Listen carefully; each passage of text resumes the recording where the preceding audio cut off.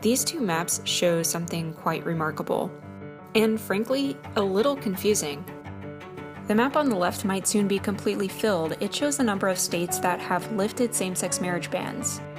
The map on the right is where things get tricky. So does becoming a business owner mean you have to check your convictions at the door? Right now, the state of Michigan does not include sexual orientation and gender identity in its law.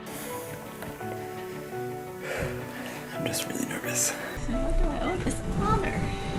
I actually have something important to talk to you about. The fact is, in most states, it's still currently legal to fire LGBT people, kick them out of a store or business that serves the public, or even evict them from housing because of their sexual orientation or gender identity. The ayes are 49, the noes are 50. The bill is not agreed to. Often, it's as subtle as a boss picking another job application, or a landlord denying rent without explanation. These are the rights protected by the Civil Rights Act of 1964. My fellow Americans, I am about to sign into law the Civil Rights Act of 1964. Following the passage of the Civil Rights Act, federal and state laws prohibited this type of discrimination on the basis of race, color, religion, and national origin. This is called enumeration. If you list the characteristics that are most often the subject of discrimination, it removes any doubt that those people are protected. Since these early days, I have seen and I've experienced many other types of discrimination, and all of them were rooted in the fear of people that were different than the majority. But sexual orientation and gender identity are not enumerated in most states, and a report by the Human Rights Campaign found that lawmakers in 26 states have actually proposed bills that would actively discriminate against LGBT people. We have what's called a patchwork of civil rights protections on this issue in this country.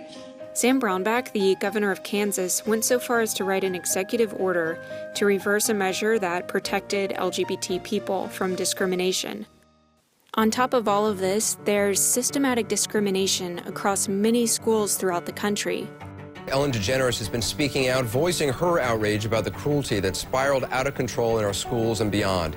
Today is October 20th, 2013. Hopefully today will be a big day of my life in a positive way. The states in red here have no promo homo laws that forbid teachers in public schools from even mentioning homosexuality at all. If you are reading this, it means that I have committed suicide. Those words written on a Warren County teenager's Tumblr page, and now sparking an outcry from the LGBT community tonight. That's where coming out videos on YouTube like Drew's and Adam's are so helpful.